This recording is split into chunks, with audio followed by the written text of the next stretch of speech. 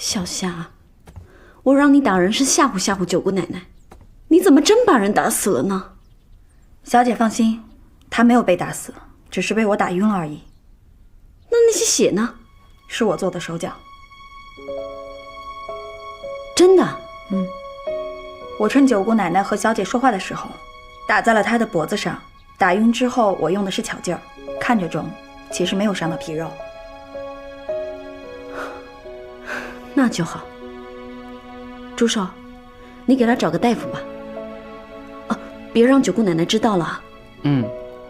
折腾了一天，我也累了，你们出去吧。诺，走吧。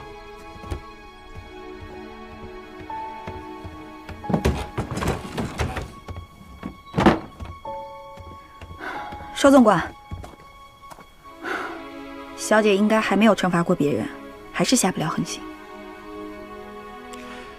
小姐是朱府唯一的血脉了，她要不狠一点儿，将来谁带着我们朱府往前走啊？邵总管，这些事儿太为难小姐了吧？放心吧，小姐不是脆弱的人，自己会想通的。走吧。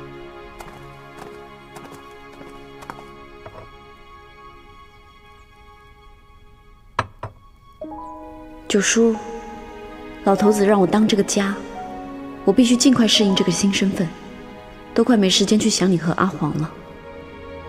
不过你放心，我会赚到足够的钱还债的。元兄啊，实在是抱歉，我没想到他这么难请，连我母妃去请都没请过来。既然他不出来的话，我就进去。元兄是想半夜翻墙会家人？哎，这个使不得，使不得，这传出去成何体统啊？这有什么呀？痴心郎未见心上人一面，不顾安危，这多浪漫啊！我跟你说啊，我主意已定，我每天对他日思暮想，再见不着他，我会疯的。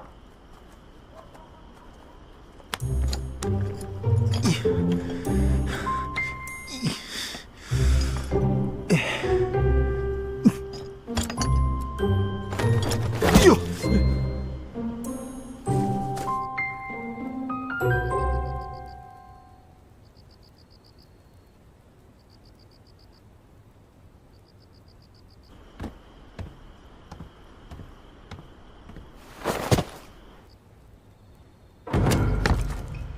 这里应该就是朱府孙小姐的院子了吧？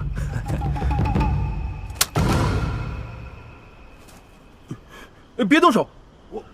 我是京城守卫府的公子，在追台的时候，我还帮你们家小姐打过架呢。转过来。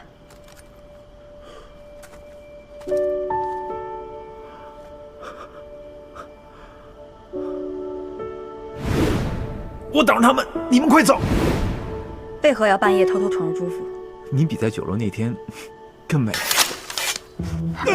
不是，在下袁崇，家父是京城守备。不是，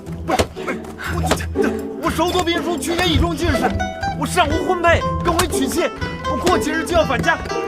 你等下，我走之前我就想见姑娘一面。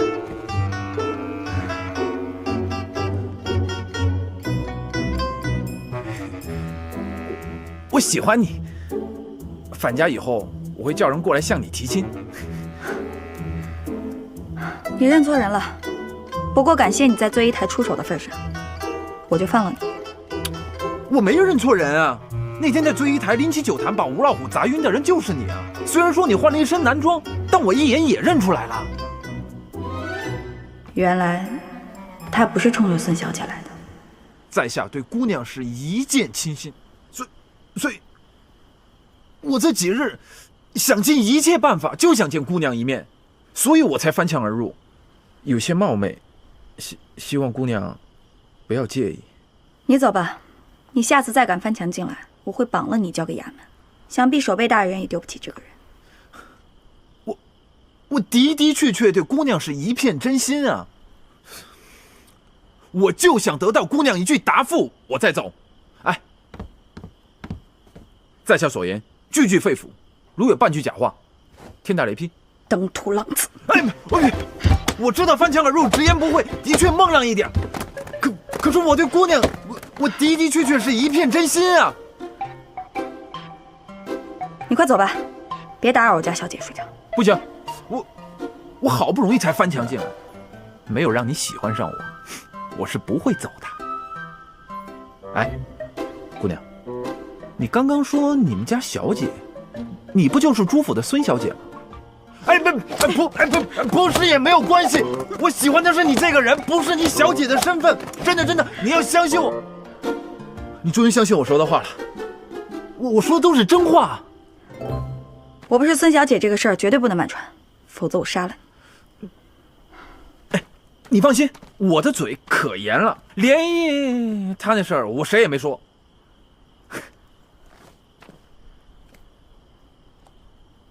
你认识连一克？不，我不认识啊，没听说过呀。我要去见他。听说连一克最常出没京城一带，公子是守备府的人，想必认识的人也不少，可知道连一克的下落？姑娘，我真的不认识他。那公子请回吧，希望公子能信守承诺。哎，你找他有什么事儿吗？想谢谢他那天一剑相救。如果公子遇见他，告诉他有空来趟苏州，有人想见他。你想见他？你该不会因为那一剑你就喜欢上他了吧？我告诉你啊，你赶紧死了这条心吧。他心里早就已经有人了。公子遇见他，告诉他便可，其余的等他来了再说。我遇见他，我也不会告诉他。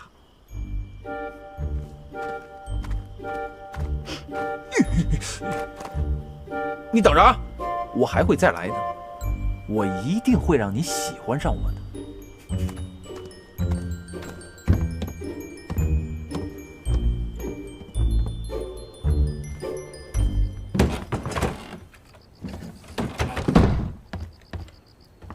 回来啦，小姐。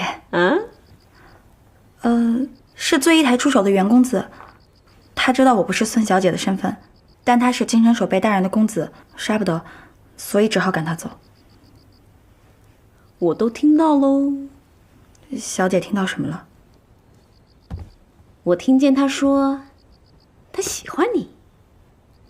哎，家世不错，长得也不赖，又敢大声说喜欢你，这男的还行啊。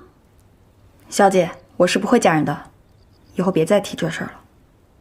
为什么不会嫁人啊？我是要保护小姐一辈子的人，女人太软弱，也不够坚强，而且我从小就把自己当男人看待。可你毕竟还是个女人啊。那女人不嫁人没关系，可是有个男人喜欢，也是很幸福的事呀。那小姐喜欢连一克吗？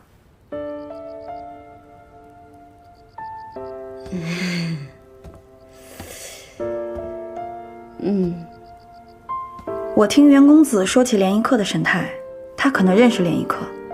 要不下次他再来的话，我帮小姐便问出连一克的下落。我和连一克还是不见为好。为什么呀？如果他知道我没死，变成了朱府的孙小姐，会告诉齐王爷和幕府吗？哎呀，没什么，老头子不是要我开源节流，想办法为朱府赚钱吗？我忙这些事都来不及了，哪有心思谈情说爱啊？那赚钱一事儿，小姐可想到好法子了？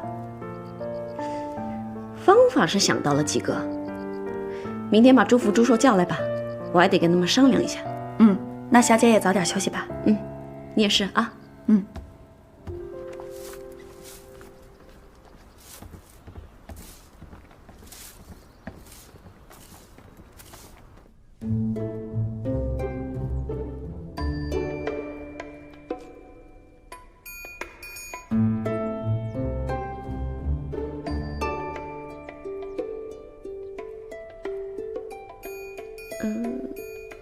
做生意，做。哦，我你写。行。小姐啊，你想把钱借给穷人，既不开源也不节流，我们还得自己添好多银子进去，而且还要担心他们能不能按时还这个钱。你说这万一他们还不上这个钱？哎呀，我以前做乞丐，瞒着九叔做生意的时候，最缺的就是一开始进货的钱。后来生意慢慢顺了，缺的又是扩大经营的钱。我那时候就在想，要是有人肯借给我这笔钱，6分利息我都愿意。哎呦，小姐，这不是每个人都像你一样属于经商奇才的，是他们要是亏了呢，对不对？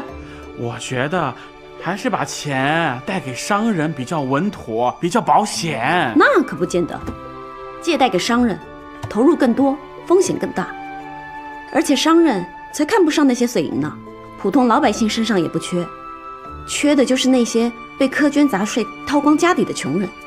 我们借钱给他，不就是雪中送炭吗？皇上现在征税确实极重，穷人也多了不少。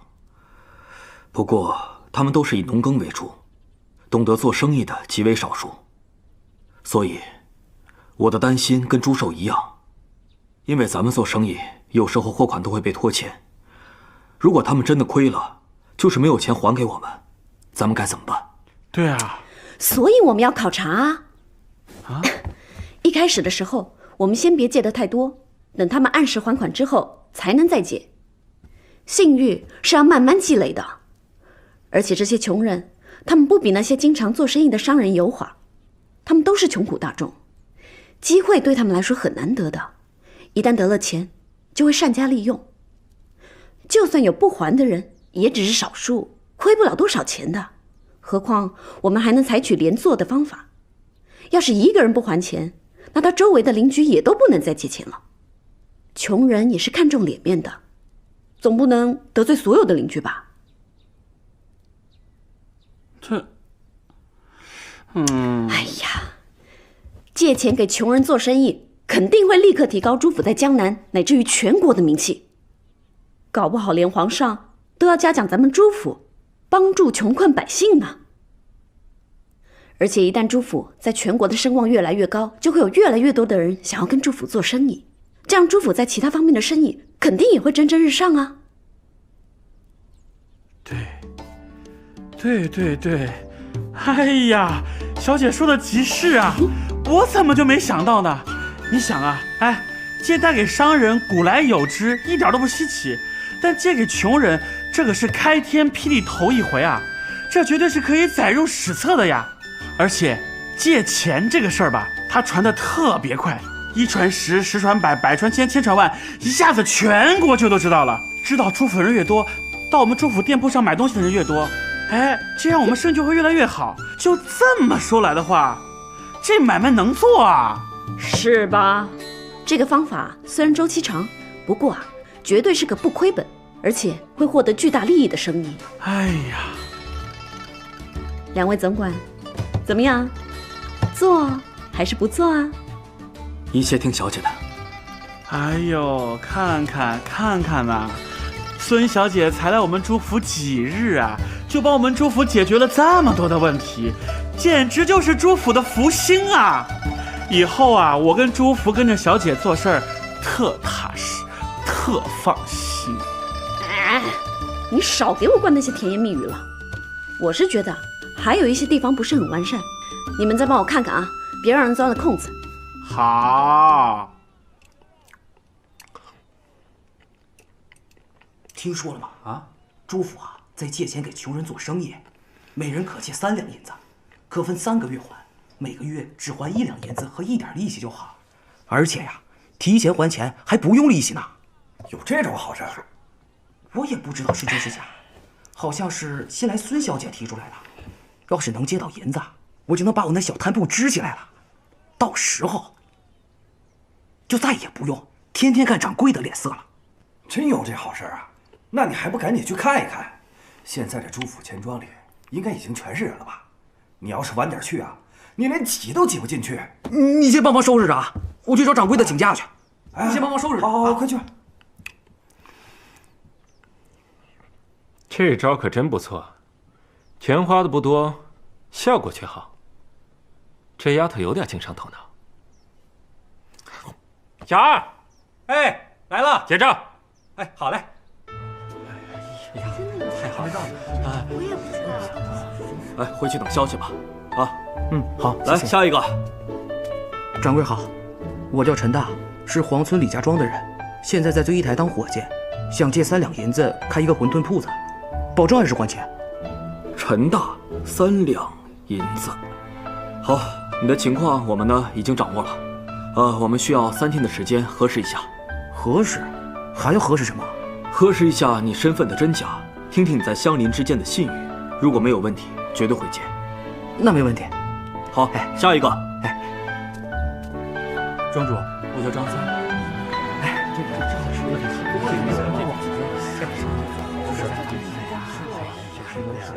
看来我们不能光玩，得办点正事儿，要不然这朱府还上了银子，老爷子非骂我不可。2下午去3啊，2去8进1，简不简单？来，你试试。来，懂了。1点。2，下午。小姐，几位姑奶奶又来了。又来？哎呀，现在正是节流的时候，老头让我管他们的账，可算是要把他们给得罪了。哎呀，不行，我先躲一躲。小霞，帮我挡住他们啊！拿着，跟上。快，拿上！快！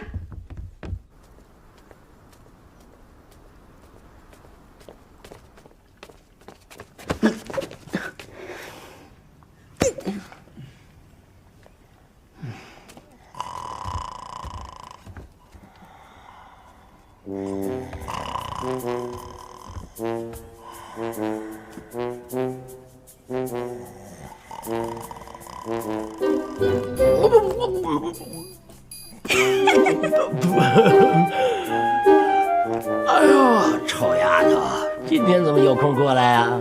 什么事都推给我，您老不舒服了。那些姑奶奶又堵我院子里了，不给他们银两吧，就拐弯抹角骂我。都是你，让我当什么家了？你对那些人吧，不用客气，该骂就骂，该管就管，不用给我面子。他们都是我的长辈，我怎么能那么对他们呢？现在是你当家哎，你得有一点大当家的风范。这个家你最大。真的？那当然。那好，今天就从老太太房间开始吧。这什么意思啊？丫头，等等我。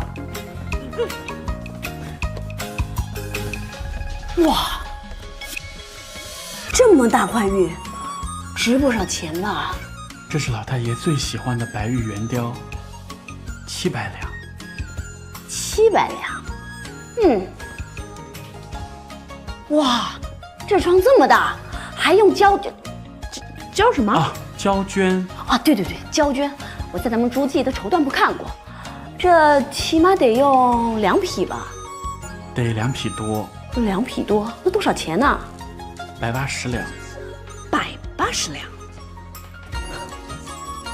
这个我知道，很名贵的黄花梨。小姐识货。挺值钱的啊。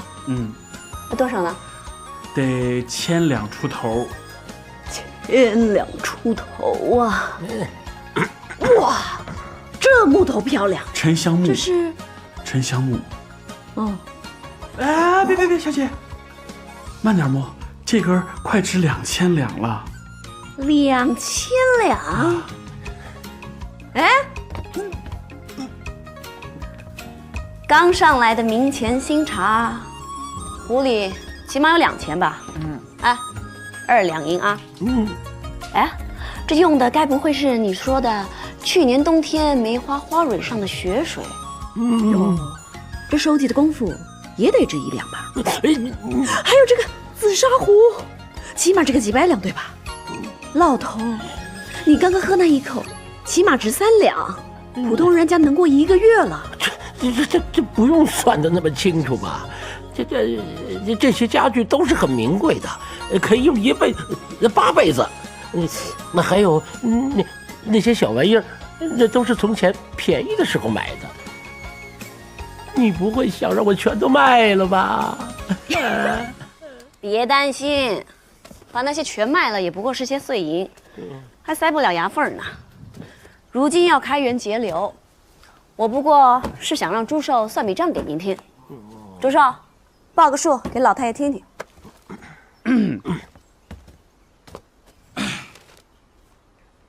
老太爷去年府里添置古董和家具，一共花费了14万8千两。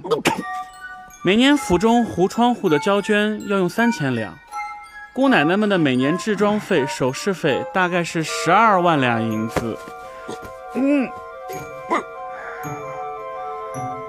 至于厨房，每年光花在燕窝和人参上的费用，就差不多1万4千两。其实这花费好像不是特别大，就是人稍微有点多。好，那我现在就大家子提一回，我决定了，以后每院除了月银之外，再多支1000两银。姑奶奶们想买些什么，自己掂量着办啊，免得想买只钗子还得来找我。不是，这是不是太少点了？这比之前可少太多了。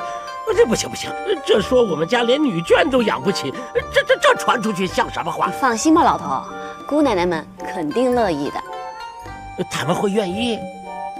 老爷小姐，我觉得小姐这个主意还是挺不错的。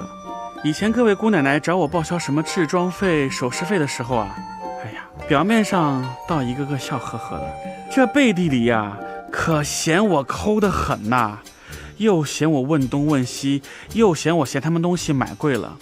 每个月呢，姑奶奶们除了月银也没什么现银，首饰会旧，衣服也会旧。我觉得吧，再怎么着都不如这现银拿到手里面，想买什么就买什么，花得爽快，花得痛快。这1年就剩下10几万两银子，何止？不错，只要他们不跟我哭闹，我愿意呀。那您是答应了？我当然同意。老头，我还有件事，我想让姑奶奶们入股朱府的产业，年终他们也可以分个红利什么的。真是我朱家的丫头，是吗？你说你这脑子是怎么长的？你这脑子是怎么长的？你这主意怎么想出来的？每年给他们1000两银子，转手就把这1000两又拿回来，而且他们手上有多少闲钱都得扔给你，是吗？你这脑子是怎么长的？怎么想不出来呢？那您是同意了？我当然同意了。你那些姑奶奶和他们那些亲戚，在我们那个店铺里都干活呢。从前吧，都是为了朱府干，一个个都像蛀虫一样。现在呀，都是给自己干了，那还不得屁颠屁颠的呀？是啊，那我就去跟他们说了啊。好，朱寿，走。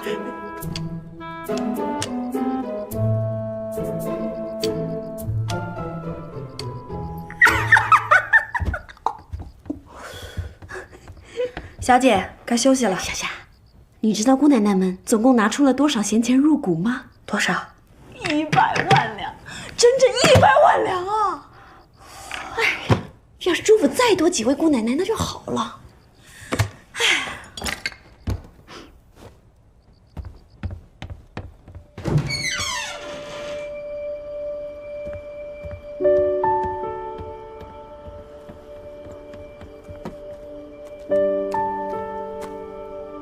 什么人？听说姑娘找我。你是联谊客？正是在下。他来了，他真的来了，他是来找我的吗？不行，九叔说过要防着七王爷。为什么要防？至今还没查清楚。我能出去见他吗？要是七王爷是个十恶不赦的坏人呢？我出去，岂不是陷朱府于危险当中吗？不行，我不能出去。姑娘，听说你喜欢我。哎，姑娘，我真的是联谊客呀。联谊客要是你这般功夫，估计用不了多久就能听到他被仇人杀害的消息。的确，我的武功一般，但我的剑法特别厉害，我都是箭无虚发。那天就是我射箭救了你，真的，我没有骗你。你说错了，那天联谊客救的是我家小姐。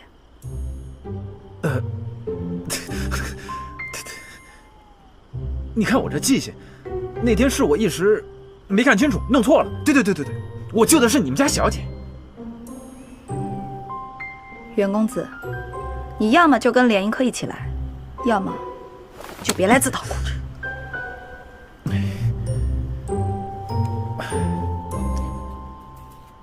你就那么想见他？对。好，我回去我告诉他。姑娘，咱们也是第3次见面了，我还不知道姑娘的芳名呢，能否告知？小霞。小姑娘，我的功夫的确不及联谊客，哎，但我人好啊，而且我是真心实意的对你好。哎，等你见了联谊客你就知道了，他天天冷着一张臭脸，哪有我天天这么哄你开心的好啊，对吧？我保证，我一定会让你喜欢上我的。别！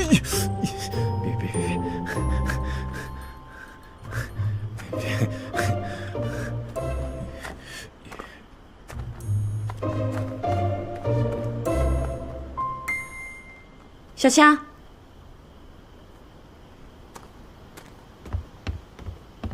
小姐，我不是跟你说过，我现在不想见联谊客，你别自作主张，把他给带来了。可是袁公子已经离开了，要我追上去吗？不用了。我是说，不用追了，反正听他的语气，他也不见得真能把人带来。我要去睡觉了。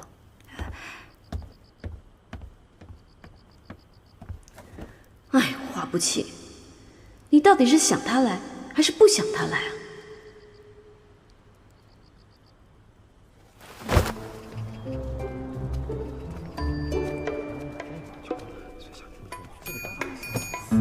哎，客官要买烟花吗？您看看，你们这里是朱府的产业吗？啊，是。小人的烟花爆竹都是朱府的工坊生产的，质量绝对有保障。哼，是吗？那我的这位病人被朱府的烟花炸伤了眼睛，该怎么办呢？公子休要胡说，江南朱家做生意有口皆碑，你是不是搞错了？还是想谎称被朱家的烟花炸伤，想讹诈朱府？算了，我懒得跟你说。听说你们现在朱府的产业是孙小姐当家，去把你们家孙小姐喊过来。哼，我倒要看看，这朱府的烟花炸伤了人，孙小姐也是否跟你一样推诿？孙小姐岂是你想见就能见的？哼，孙小姐的病是你们家福寿总管把我绑了过去才帮她治好的。你说我有没有资格见她？哎，那不是东方神医吗？前几日不见了，今日怎么又突然出现了？原来是东方神医啊！小人有眼不识泰山啊！我这就去禀告朱府的老太爷，请老太爷定夺啊！您稍等，稍等啊！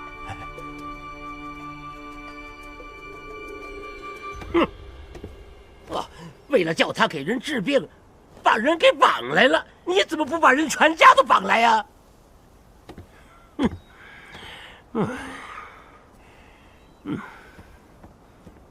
哎呀，老爷，这事儿真不能怪我们俩，都要怪东方神医，说什么救贫不救富。当时小姐的情况又特别的危急，我们实在是没办法了，才把她绑来的，这属于情非得已啊！得以，你就是个蠢货，绑人那种事你也能做呀？你这绑人你也得绑得漂亮些，是吧？现在人家打上门来了啊，直接那个东方小子在我们那个烟花店里头砸场子了，你说怎么办？老太爷，您先息怒，这个确实是当时小姐生命垂危，只有东方石能解这种无解之毒，所以我们这才出此下策。哦，这是下策，那你跟我说个上策呀？现在该怎么办呢？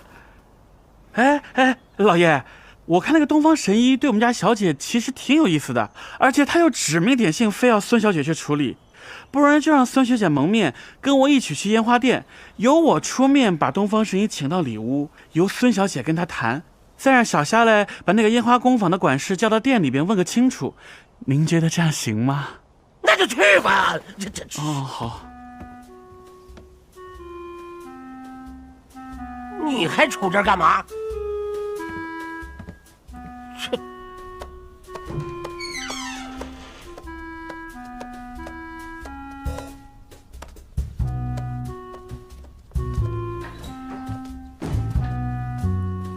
小姐，这个就是救你性命的东方神医。拜见东方公子，多谢公子救命之恩。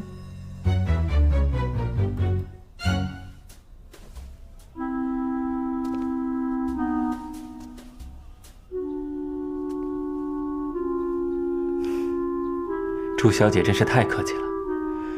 之前朱府的人把我绑过去给你治病的时候，他们可没对我这么客气。他们是担心我的伤势，才会出此下策。小女给公子赔不是了。你不用给我赔不是，你应该给我的这位病人赔个不是。我虽然保住了小虎子的双眼，但是他的视力能不能完全恢复，还得再观察。这到底是怎么回事？还请公子说明白。小虎子，你自己说，你这双眼睛是怎么受伤的？公子，怕什么？今天本公子给你做主，你只管实话实说。说吧。多谢公子替小的做主。小人前些日子在朱家的烟花爆竹铺子买了烟花，本是给母亲祝寿用的，可谁知我刚点着烟花，那烟花竟然爆炸了，火药星子乱爆，炸伤了我的眼睛不说，那烟花燃起的火星子还飞到了邻舍，将两家人的茅草屋都点着了。两家人问我要赔偿，可是我眼睛受伤了，我做不了工，我拿什么赔偿给人家呀？你确定是在朱府的烟花爆竹店买的烟花？朱小姐，谁敢污蔑江南朱府啊？要不是有十足的证据，这一个小小的平头百姓，怎么敢来朱府的店里讨要公道？公子误会了，我不过是想知道事实而已。你们不必怀疑小虎子，这朱府的烟花炸伤了人，可不止这一起呢。我无意间保住了小虎子的双眼，想如果真是烟花所伤，朱府同一批烟花数量应该还有很多，所以特意查了一下。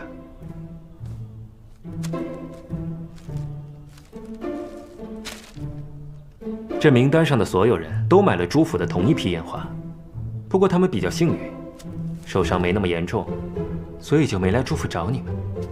你如果不相信的话，现在可以派人去查一查，或许朱府里现在就有同一批烟花，也可以现场点来试一试。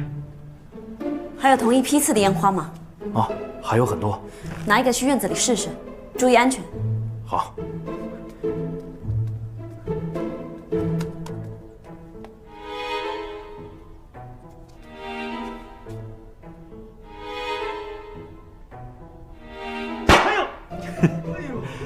这个掌柜我可以帮他免费医治。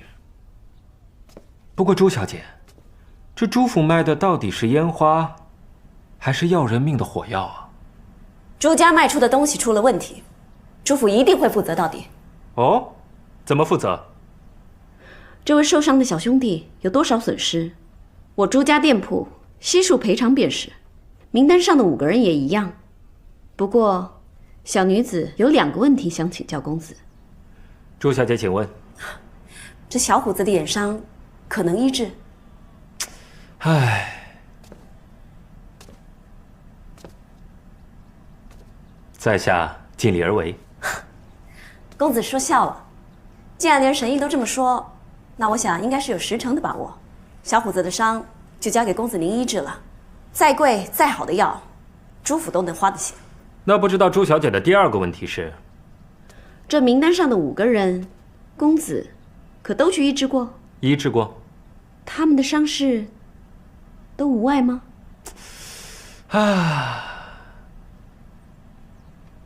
同样一句话，在下尽力而为。小女子明白了，多谢公子。小姐，我刚到烟花爆竹工坊，正好撞见这个家伙逃跑。如果我猜的没错，是你在烟花成分里动的手脚吧？这烟花爆竹店是朱家新开的，开业前是放过烟花都没问题，可开业之后，怎么就出了这么多乱子？我本来想在众人面前问你是怎么管的烟花爆竹工坊，我看现在也不必了，把他带到衙门，让知府审去吧。小姐，他刚才招认是四姑奶奶的人，这事估计跟四姑奶奶逃不了干系，真的要送去衙门吗？四姑奶奶要跟我斗也就罢了，可她现在罔顾他人性命，伤及无辜，只能交由官府处理了，不能让这些卑鄙之人毁了朱家做生意的名誉。诺。我这2天听说朱家孙小姐年纪轻轻就把朱家产业打理得井井有条，今天一看，果然名不虚传。公子说笑了，若是真井井有条，何来烟花伤人一事呢？不过百密一疏而已。不过现在事情都已经水落石出了，不知在下是否有幸有请朱小姐到父亲的酒楼一叙呢？公子相邀，小女子本该相陪，不过我还得处理这商铺的事。没关系，我可以等。今天不行，就明天；明天不行，就后天。不知道朱姑娘要处理多久呢？等所有的客人都对朱家的烟火满意了，那才叫处理完。你去让掌柜的把这批烟花都拿出来，再让人打几桶水放到店门口。我这就去办。各位父老乡亲、街坊邻居，今天东方神医带着被我们朱府烟花炸伤的病人来我们店里讨公道。我们朱府的烟花出了问题，炸伤了人，是我们朱府的责任，我们绝不推卸。一切伤者的治疗费用由我们朱府负责。本来就应该由你们朱府负责。对，本来就应该是我们朱府负责。同时呢，这个近几日，如果各位在我们的烟花铺购买过烟花爆竹的，可以把这些烟花爆竹退还给我们。我们朱府愿意双倍的价格回收。你们这说的好听，收了回去，这指不定哪天风波一过，你们又都卖出去了。对呀，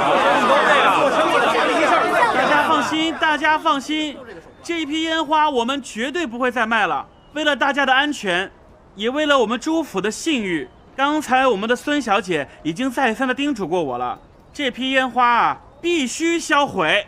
所以今天当着各位乡亲老百姓的面，我们把它销毁了，给大家一个交代，好不好？好。来人，倒水。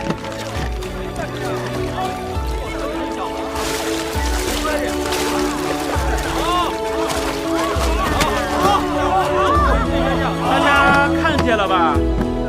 这就是我们朱府对自家商品的要求，不管是烟花爆竹、丝绸茶叶，还是金银首饰，质量必须是1等1的好。我们小姐说了，从今日起，但凡有人发现我们朱府卖的东西商品质量有问题的，赏银10两。欢迎大家监督。咱们赶紧去朱府的首饰店看一下。对啊，说不定还能赚10两银子呢。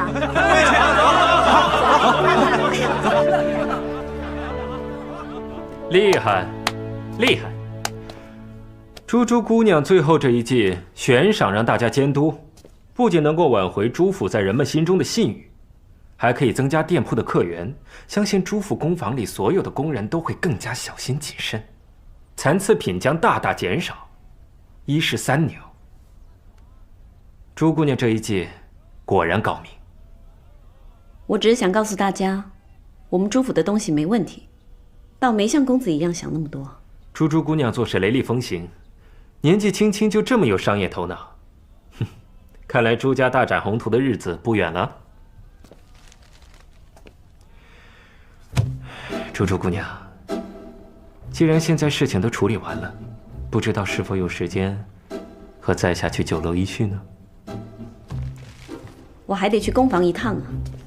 管事换人，底下的工人毕竟会忧心是否自己也会受到影响，我得去安抚他们的情绪，把损失降到最低。珠珠姑娘想事情真的很周到，很好。那我就再陪你到工坊去一趟。黑凤在，把小虎子先送回住处，晚一点我再回去帮他换药。诺。